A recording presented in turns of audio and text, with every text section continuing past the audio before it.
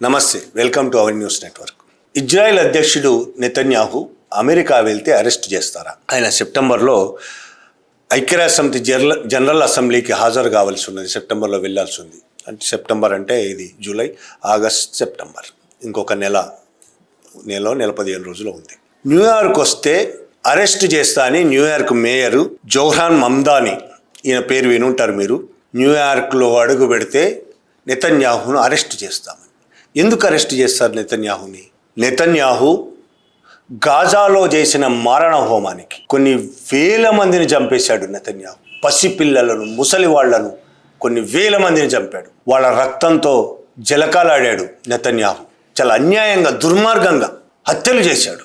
ఆ హత్యలపై international criminal court 2024లో ఒక తీర్పు చెప్పింది. నెతన్యాహు యుద్ధ నేరస్తుడు అని ప్రకటించింది. అతని యుద్ధ నేరాలకు, మానవత్వానికి వ్యతిరేకంగా చేసిన నేరాలపై అతని మీద అరెస్ట్ వారెంట్ జారీ చేసింది. ఎవరైతే ఇంటర్నేషనల్ క్రిమినల్ కోర్టును అంగీకరించిన దేశాలు ఉన్నాయో ఆ దేశాల్లో ఏ దేశానికి వెళ్ళినా నెతన్యాహును అరెస్ట్ చేయడం ఖాయం. నిజానికి అమెరికా దాంట్లో సంతకం చేయలేదు. కానీ అమెరికా సంతకం చేయకపోయినా ఇంటర్నేషనల్ క్రిమినల్ కోర్టు ఆయనకు అరెస్ట్ వారెంట్ జారీ చేసింది. కాబట్టి న్యూయార్క్ వస్తే ఆయనను అరెస్ట్ చేస్తానని న్యూయార్క్ మేయర్ జోహ్రాన్ మమ్దాని ప్రకటించారు. నిజంగానే ఇది సంచలనం కలిగించింది ప్రపంచవ్యాప్తంగా. ఒక్క అమెరికాలోనే కాదు, ప్రపంచవ్యాప్తంగా. అమెరికాలో నెతన్యాహును అరెస్ట్ చేయడం ఏంది? నెతన్యాహు, ట్రంప్ చాలా క్లోజ్ ఫ్రెండ్స్, ప్రాణ స్నేహితులు. మన మోడీలాగే. మోడీ వాళ్ళిద్దరికి కూడా చాలా ప్రాణ స్నేహితులు. ఈ ముగ్గురు ప్రపంచంలో ఇప్పుడు అత్యంత ప్రాణ స్నేహితులు ఈ ముగ్గురే. మిగతా ప్రపంచం ఒకవైపు ఉంటే ఈ ముగ్గురు ఒకవైపు ఉంటారు. అంత ప్రాణ స్నేహితుడు ట్రంప్కి అలాంటి వాడు అమెరికా వస్తే అరెస్ట్ చేస్తారా? అది చాలా చాలామంది విమర్శలు కూడా చేశారు జోహ్రాన్ మమ్దాని మీద. ఈ మమ్దాని యాక్చువల్గా తన మేయర్ ఎన్నికలప్పుడు చేసిన వాగ్దానాల్లో ఇదొకటి. అనేక వాగ్దానాలు చేశాడు. చాలా వాటిని ఆయన తీరుస్తున్నాడు వాగ్దానాల్ని. ఆయన పరిపాలన మీద కూడా ప్రజల్లో మంచి టాక్ ఉన్నది. ఆయన చేసిన ఒక వాగ్దానం ఏంటంటే, నాకు అవకాశం వచ్చినప్పుడు న్యూయార్క్ వస్తే నెతన్యాహును అరెస్ట్ చేస్తా అని చెప్పి ఆయన వాగ్దానం చేశాడు ప్రజలకు. ఆ వాగ్దానం నెరవేర్చుకోవడంలో భాగంగా సెప్టెంబర్లో వస్తున్న నెతన్యాహును అరెస్ట్ చేస్తా అని ప్రకటించాడు. కానీ ఇది సాధ్యమవుతుందా? ఒక మేయర్ ఒక దేశాధ్యక్షుడిని అరెస్ట్ చేసే అవకాశం ఉందా? ఆ విషయంలో కూడా ఈయన న్యూయార్క్ టైమ్స్కు ఒక ఇంటర్వ్యూ ఇచ్చాడు జోహ్రాన్ మమ్దాని. ఆ ఇంటర్వ్యూ సందర్భంగా ఇలా నెతన్యాహును అరెస్ట్ చేస్తా అని చెప్తూనే, I think we are looking at all of our legal obligations, and one of them is with regards to the United Nations. But the other part of this is we're not talking about a personal assessment of Benjamin Netanyahu. We're talking about the International Criminal Court and the fact that they have a warrant out for this prime minister's arrest.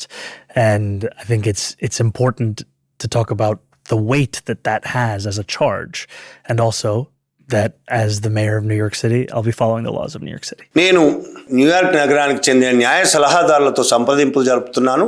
అలాంటి అవకాశం ఏమైనా ఉందా అనే దాని మీద మేము పరిశోధిస్తున్నాం. ఒకవేళ చట్టంలో అలాంటి ఏమాత్రం అవకాశం ఉన్నా, చట్టం ఏమాత్రం నాకు అనుమతి ఇచ్చినా ఆయన అరెస్ట్ చేస్తా. చట్ట ప్రకారం ఇంకేమైనా చర్యలు తీసుకునే అవకాశం ఉన్నా నేను ఆ చర్యలు తీసుకోవడానికి రెడీ. దాని మీద నేను న్యాయ సలహాలు తీసుకుంటున్నాను. ఎటువంటి పరిస్థితుల్లో నేను వెనక్కి తగ్గే అవకాశమే లేదు. ఇది నా అభిప్రాయమే కాదు, నెతన్యాహు చేసిన పనుల వల్ల, గాజాలో చేసిన దుర్మార్గాల వల్ల ప్రపంచం మొత్తం ఇదే అభిప్రాయపడుతోంది. నెతన్యాహుని ఎప్పుడైనా ఎక్కడైనా అరెస్ట్ చేద్దామని ప్రపంచం ఎదురు చూస్తోంది అన్నాడు. అతని administration, New York city law department, ఆ డిపార్ట్మెంట్తో, న్యాయ నిపుణులతో చాలా సీరియస్గా, క్రియాశీలంగా చర్చలు నడుపుతోంది.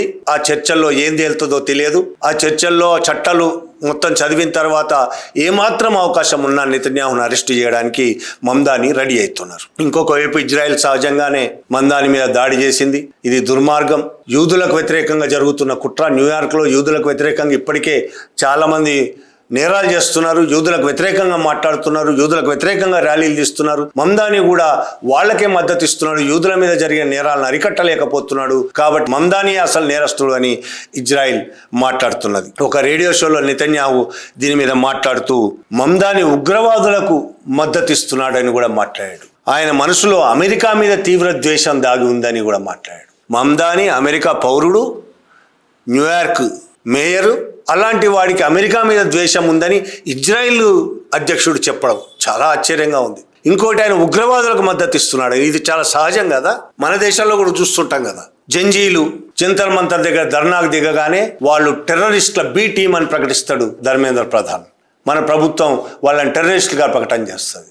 దేశంలో ఎవరు మోడీని, బీజేపీ ప్రభుత్వాన్ని, ఆర్ఎస్ఎస్ను ప్రశ్నించినా వాళ్ళు టెర్రరిస్టులు అని మాట్లాడతారు, అర్బన్ నక్సలైట్లు అని మాట్లాడతారు. ఇది మన దేశంలో కూడా చూస్తున్నాం. అట్లనే అమెరికాలో కూడా ఇదే.